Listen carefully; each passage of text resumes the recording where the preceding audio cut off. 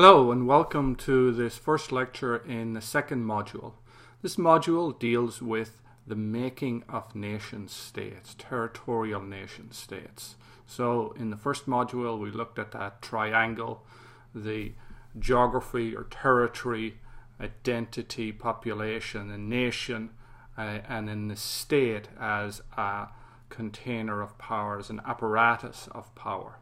And now we're going to look at the process by which the world political map is disciplined to this principle of the creation of territorial nation states.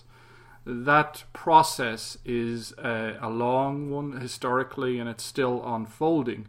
And it is very much a human process, one that goes against the innate diversity of peoples and places across the planet.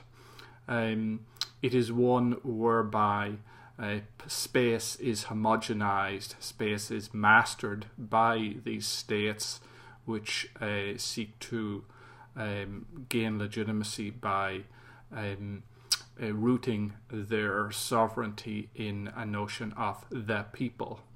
And it is a process which ends up destroying the diversity of many different places. So let's go through some slides on this.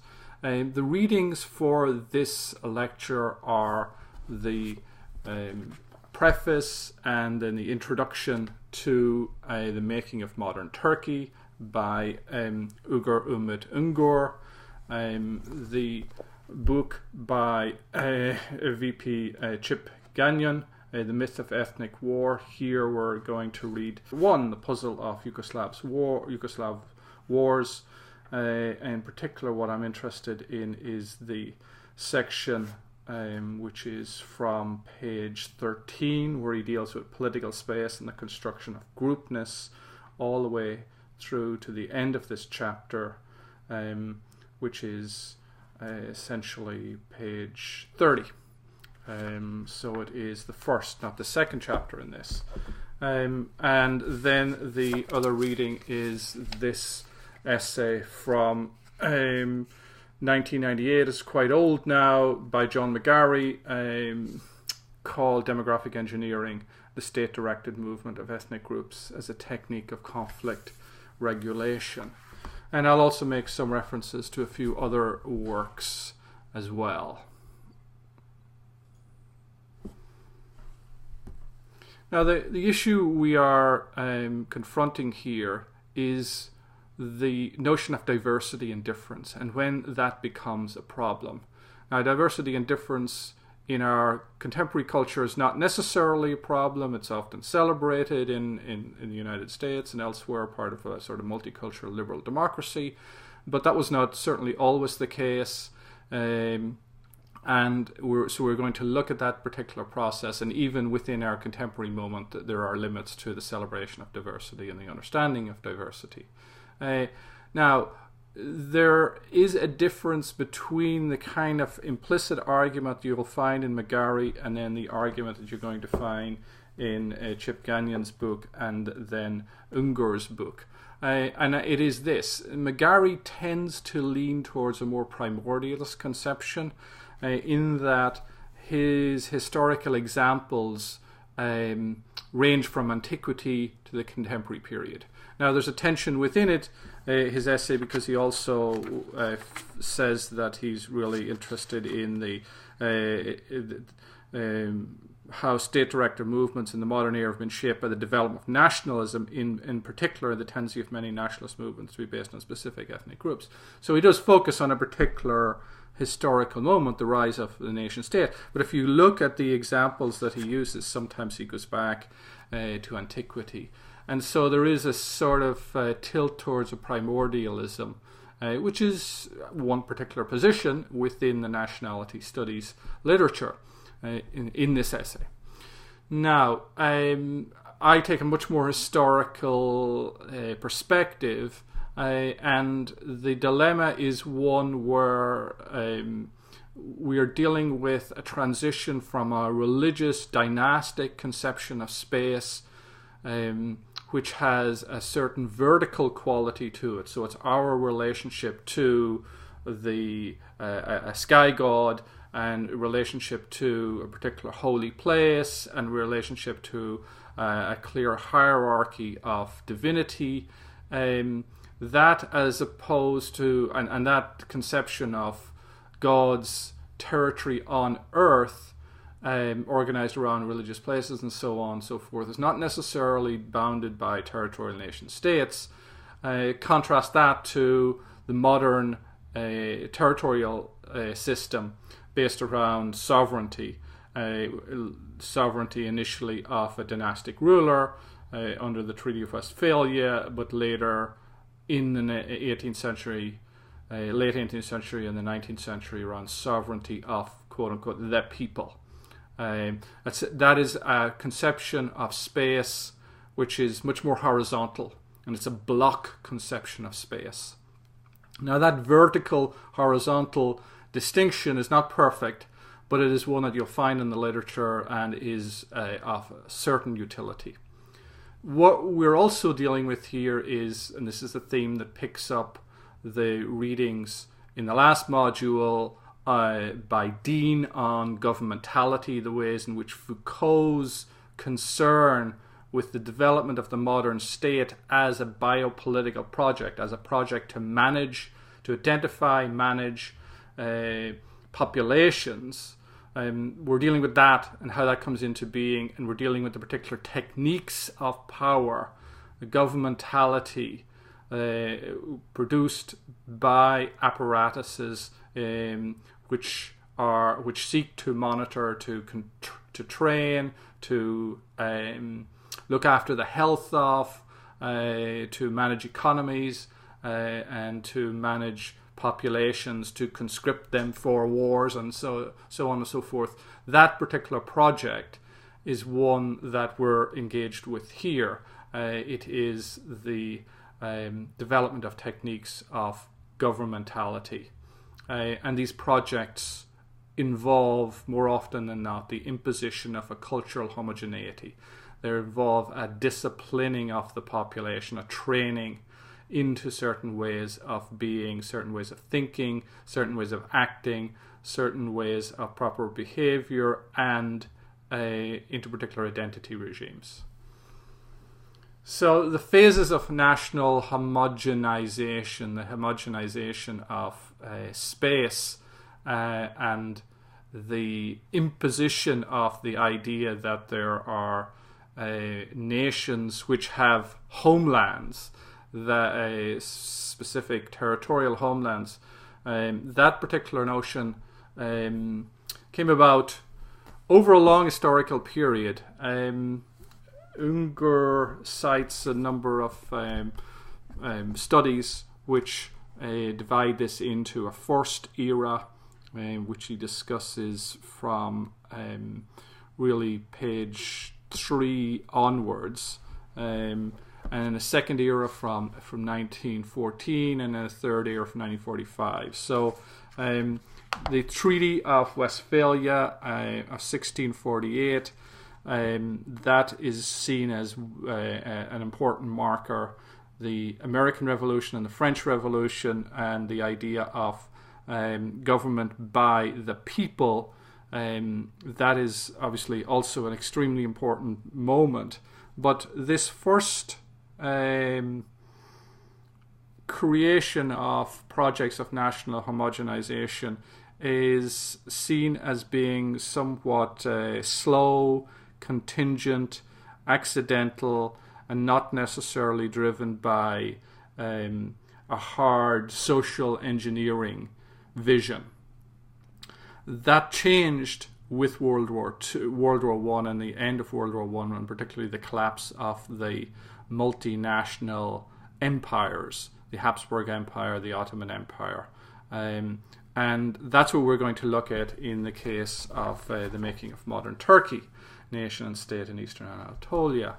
And then the period 1945 onwards, obviously We're dealing with the era of decolonization, and we're also then dealing with the end of communism, and how that particular process plays itself out in the relatively modern era. And this is one thing that I have written on myself in this particular book, Bosnia Remade. Okay, so let's move on here. So there's a discussion in Chip Gagnon's book very briefly about the Ottoman millet system, in which a government within the Ottoman Empire was not hierarchical, in that there was a significant degree of autonomy by the different religious communities, and their authorities they set their own laws, dealing with private matters, dealing with their particular beliefs, and dealing with marriage and questions like that. And the ultimate authority was the patriarch or the pope, or religious figures who did not necessarily reside on the territory of the Ottoman Empire, not necessarily in Constantinople. And also there were linkages to other states which became protectorates of the Christian communities in the Ottoman Empire. And of course that was, in one sense, it was a compromise of the territorial sovereignty of the Ottoman Empire, but the point is that its organizational structure was one that accommodated diversity through this millet system. Now there were also other strata there.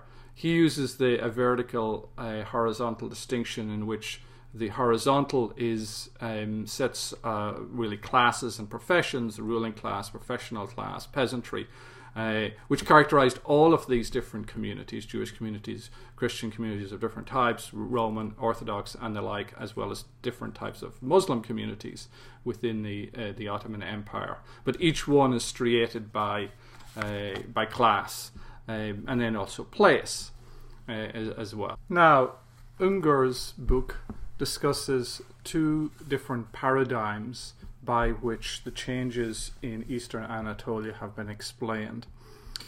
He characterizes these as a nationalist paradigm and a statist paradigm. This is in the preface, page 8. So the first paradigm, the phenomenon of nationalism led to the dissolution of the empire. Centrifugal nationalism nibbled at the imperial system for several decades until the empire crumbled into nation states. And due to their relatively early acquaintance with nationalism, the main force behind this nationalist disintegration was often located amongst minority groups such as the Czechs, Serbs, Greeks, and Armenians. And in this interpretation, the Young Turks too were a nationalist movement that reacted to minority nationalism by pushing for the establishment of a Turkish state in the Ottoman Anatolian heartland. And in 1923 they succeeded. And almost diametrically opposed, he argues, to that particular paradigm is the statist paradigm, which emphasizes the imperial state context, claims that the imperial political agendas were dominated by retaining what was left of their land and regaining formerly lost territory. So persecutions and deportations are seen as a guarantee to obviate potentially disloyal groups and establish a loyal demographic majority in case of post-conflict territorial negotiations. And in this particular argument, by considering the problem from the angle of the Ottoman case, the persecutions can be seen as a result of calculated plans to preclude external meddling in Ottoman internal affairs by abolishing the minorities. So the deportations and massacres that characterized this period were born out of the contingencies and exigencies of war and state security, and the Young Turks merely improvised and reacted to these pressures. Most of these decisions and measures ran counter to a purely nationalist program and reveal a much more utilitarian realpolitik approach. So according to the statist paradigm, there were no they were by no means stalwart believers in the ideologies of nationalism. So you have, on the one hand, a conception that emphasizes nationalism, and on the other, you have a conception that emphasizes state formation and realpolitik, and particular calculations of Ottoman era officials.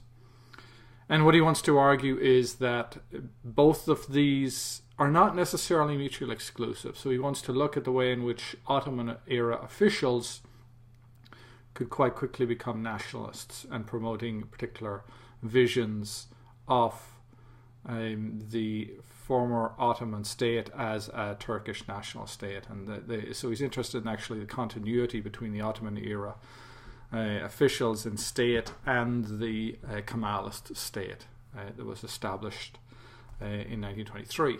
So his emphasis is on nation formation, particularly on population policies and on social engineering.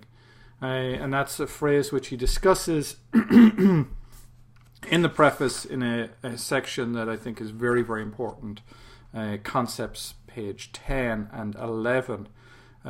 So he highlights the two concepts, population policies and social engineering, which are central to his understanding of the techniques and the emphasis of Foucaultian emphasis on techniques of nation formation. And the particular mentality here is one that he's seeking to get at, the governmentality. He doesn't necessarily evoke Foucault in terms all the time, but you can very much interpret the whole project within this within that literature. So 6 elements identified by Milaka Zarkovich Buchman of 6 strategies of social engineering.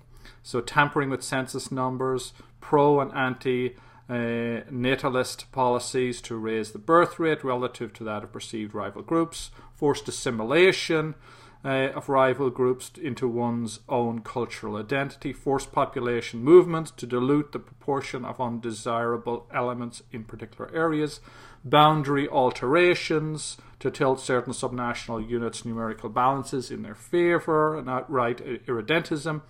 And then the 6th one being economic and political pressures and incentives to make certain groups and members feel inclined to leave the country.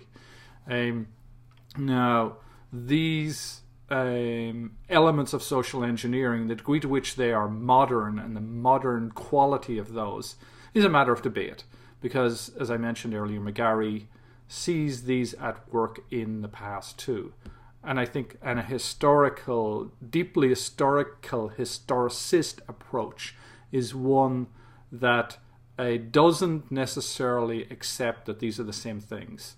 That you have to look at these in their historical specificity and look at the actual mentality and the concepts and the ways in which those notions are understood, operationalized, acted upon in particular contexts.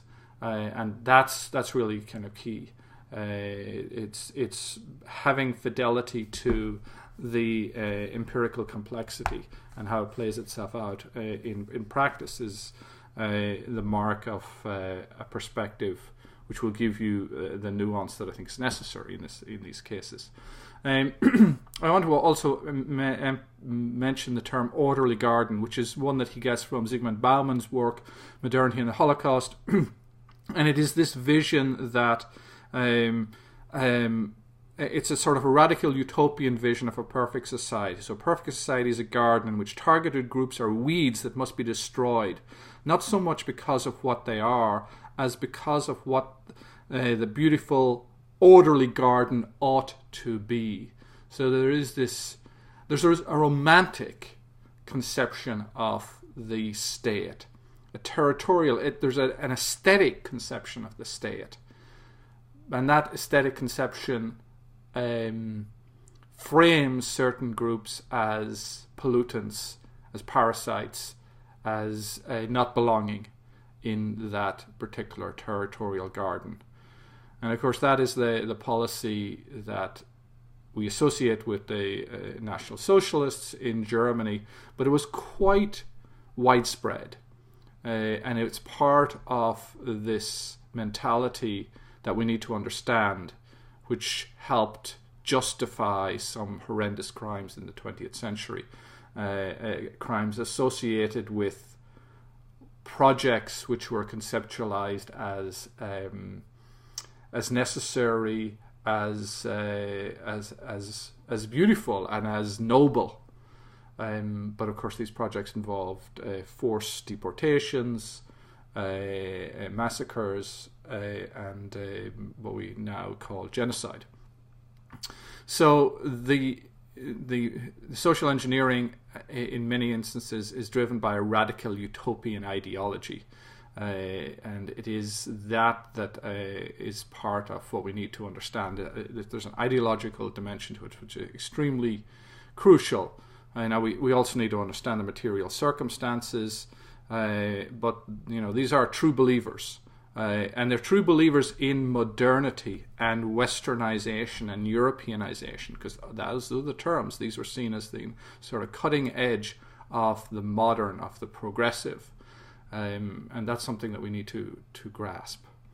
It doesn't say too much about state formation, but these are also techniques that we can understand, and concerns. Emphasis on infrastructure, infrastructural development, emphasis on spatial planning, emphasis on territorial integrity, creating clear borders and border controls, mastering the space, disciplining the earth. All of those are later very, very vital parts of the Kemalist project.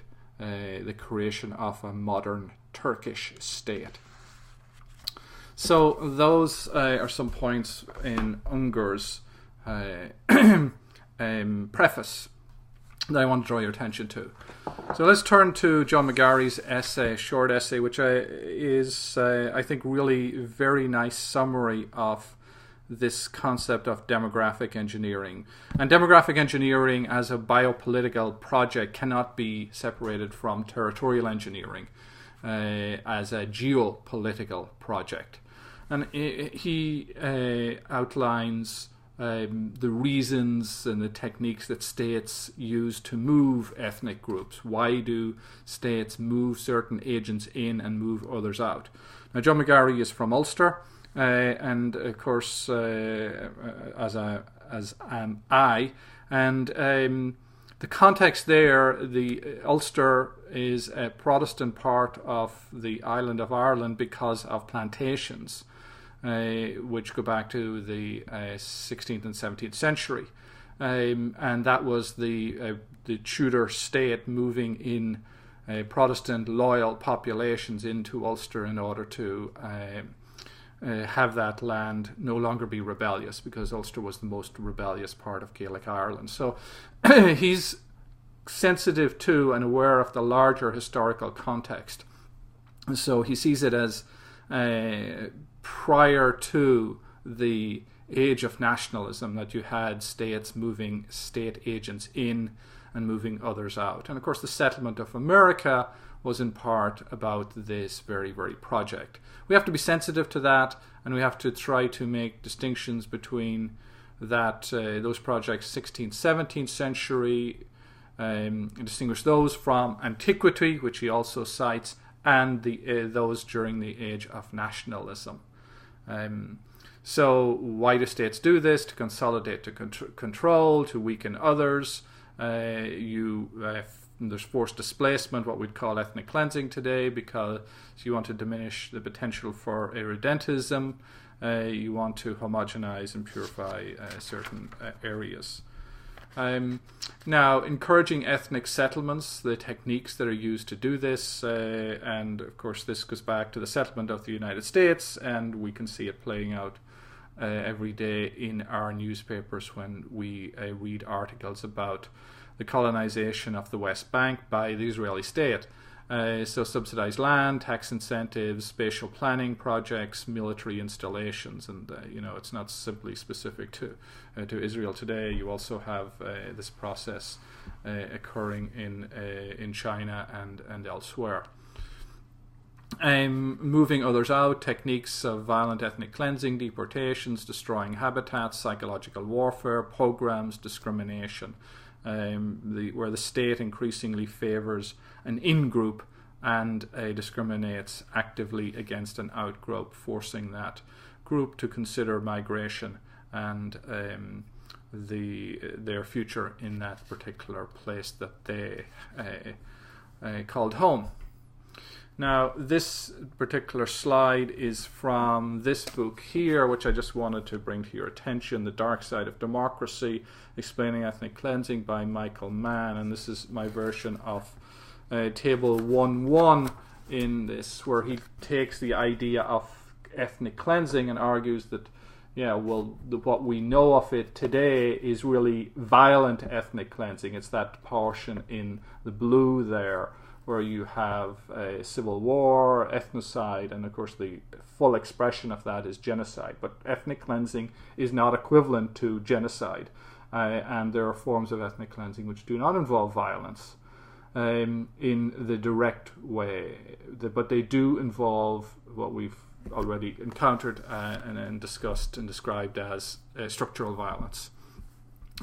So discrimination, selective police repression, sometimes violent repression, pogroms, and so on and so forth. So you can study that particular diagram and get some sense of it. McGarry talks about the ways in which timing is very vital in demographic engineering projects, and this is something that we need to underscore.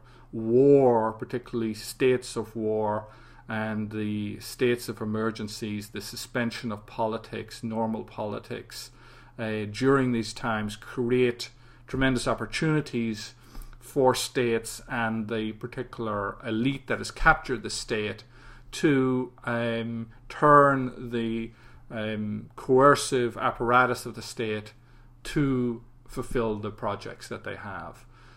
Here we have to underscore the importance of leadership, but not simply leadership at the very, very top, but also leadership in the kind of key ministries of police, of the army, and so on and so forth, and even all the way, further down.